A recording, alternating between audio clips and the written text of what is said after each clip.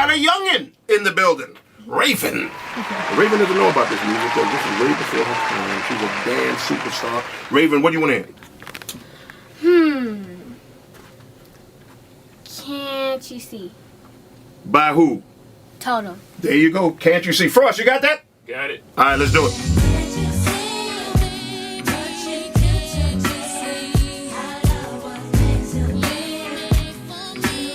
Hey, it's your boy Chubb coming up next. I will be on Raven Says. All right, we're going to talk about hip-hop. Just real hip-hop, man.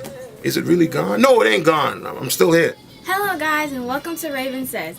I'm Raven, and I'm honored to be next to the talented Mr. Chubb. So let's get started, shall we? Let's do it, Raven. Let's do it. Let's do it. Okay. How did you get started? Oh, man. Hip-hop.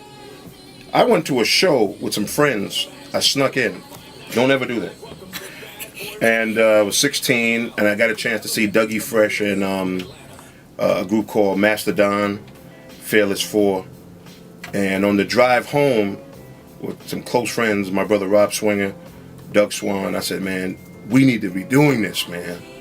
And Doug didn't have no song out. He was just beatboxing. And but I was like, it just grabbed me. And I was like, I want to do this thing. And, you know, still in school and just practiced every day. We got home, we practiced. We cut a couple of demos. And then, you know, a couple of years later, we got an opportunity to do it professionally and took it. And then it took a while to really catch a hit. It wasn't an easy thing, but we got a record deal, and luckily the label had some faith in us until we caught the hit. Okay. Where were you the first time you heard Treat 'Em Right playing on the radio? That's a good question, because my sister told me when she first heard it, which was before I heard it. I think when I first heard it was Red Alert playing it. And it might have been 4 or 5 days after people were just saying, hey, I heard the song.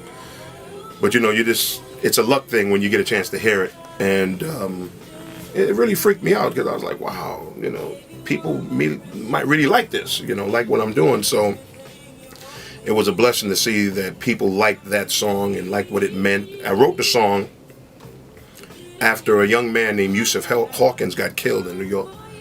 And it triggered me to write the song. And, you know, you never know if people are going to really vibe on a political message, but it happened. So I was lucky. Okay. Heading to 2016 currently, how can teens contribute to the growth of hip-hop?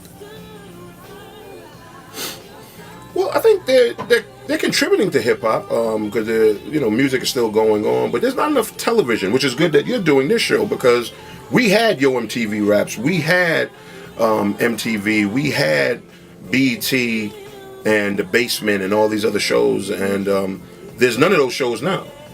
So even on YouTube, there's none of these shows now. So I don't know what your show is going to be about, but if you're concentrating on the hip-hop culture, it would be great, because we don't have any shows like that anymore. Okay. How do you feel about the society's envision of rap right now? Well, the way they view rap now is probably the way they viewed it when I was out, but it's maybe more intense because we still had a very strong college movement when I was out.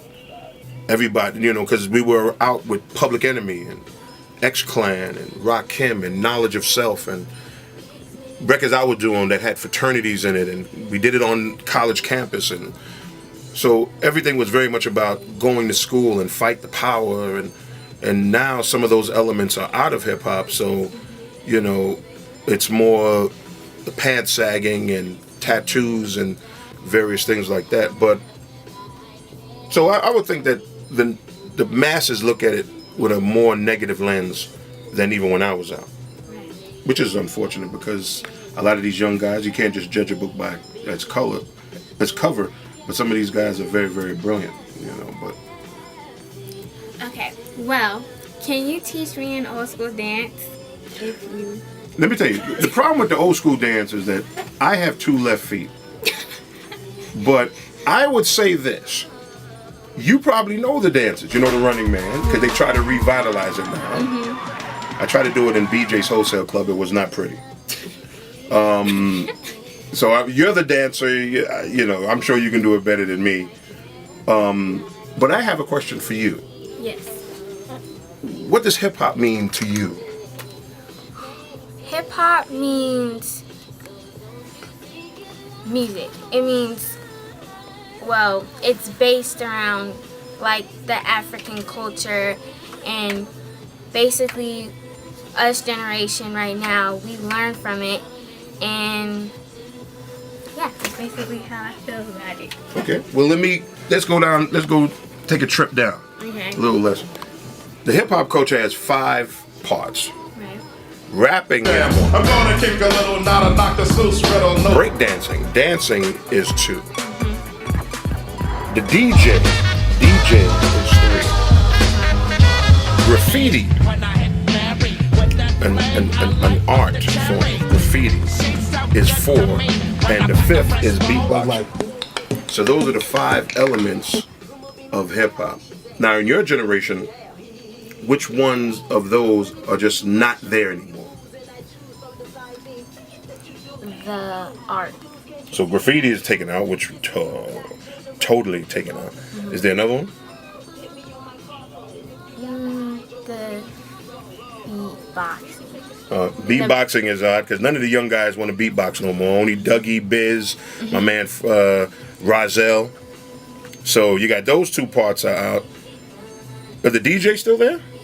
DJ's still there. The DJ's still there. And rapping is still there. And breakdancing? You're the dancer. Are people incorporating breakdancing into hip hop these days? Yes, some of us. Some of us. Some of us. Okay. You know, breakdancing, some of the original breakdancers really studied ballet dancing and then incorporated pop locking and things of that nature into the b-boy breakdancing thing. Well, that's good. So at least you know all 5 elements of hip hop. Any more questions? Nope. That's all for Raven Says.